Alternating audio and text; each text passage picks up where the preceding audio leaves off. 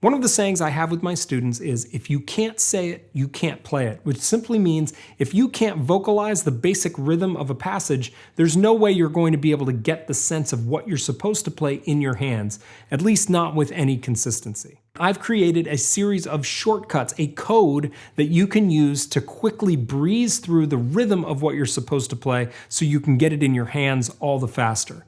Now, this works great for beginning banjo players, but I also use it for advanced students who are tabbing out their own arrangements for pieces, and it really helps them as well. I'm going to show you this banjo cheat code today on Banjo Quest. Now, the good thing about banjo is that we are working in mainly eighth notes and quarter notes. There are lots of exceptions, of course, but for the most parts, we're living in this quarter note and eighth note world.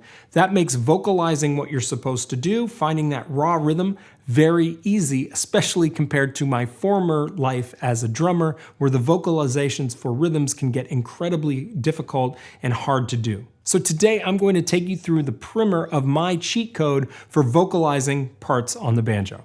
This works for tab and it works for learning by ear, but today we're going to use tab just so I can illustrate what I'm talking about. So I'm going to toss up some tablature for us to work through as an example. This is my arrangement of Cripple Creek, and what I did for this arrangement is I've made it so that all three families of left-hand technique are present in the arrangement, along with double thumbing and bum ditties. So it basically serves as a primer or like a pocket dictionary for all of Clawhammer Banjo. This tablature in its entirety will be available for download over on Patreon, but let's work through just a couple measures together now.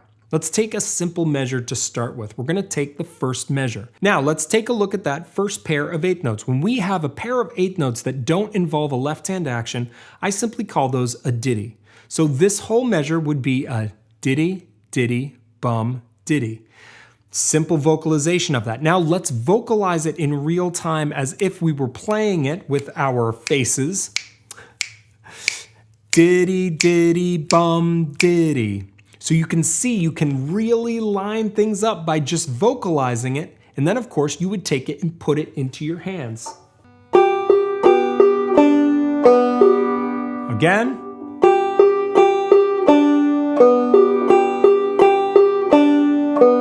And then of course you can vocalize with your playing. That's a really good exercise.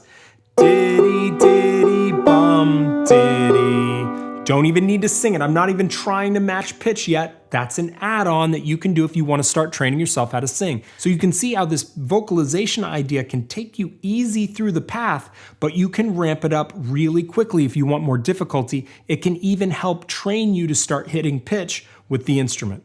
Not every passage is going to be as straightforward as this one, so let's pluck out from my arrangement of Cripple Creek something a little more difficult.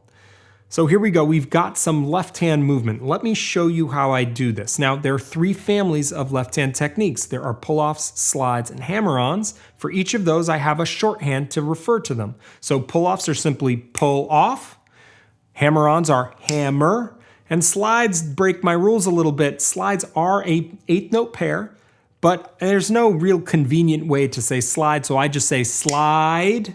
I hold it to kind of slur into that second eighth note. Let me show you how to do it in practice now. So this measure would be slide, ditty, pull off, ditty, slide, ditty, pull off, ditty. If I just want a quick vocalization to get my head around what my hands need to do, I simply say slide, ditty, pull off, ditty. That decodes that measure for me. Now let's move on to the next measure. This would be hammer, ditty, bum, ditty. All together, this is slide, ditty, pull off, ditty, hammer, ditty, bum, ditty. And then you can play it. Slide, ditty, pull off, ditty, hammer, ditty, bum, ditty. Want to try to sing that on pitch? Slide, ditty, pull off, ditty, hammer, ditty, bum, ditty. Now notice I didn't sing the ditties on the open first string, and that's because those ditties are very banjo-y. That's not something necessarily you'd want to do with your vocals. So there's no reason to sing those ditties. Just hold the last note before the ditty on the open first string and that fifth string, and you'll be good to go.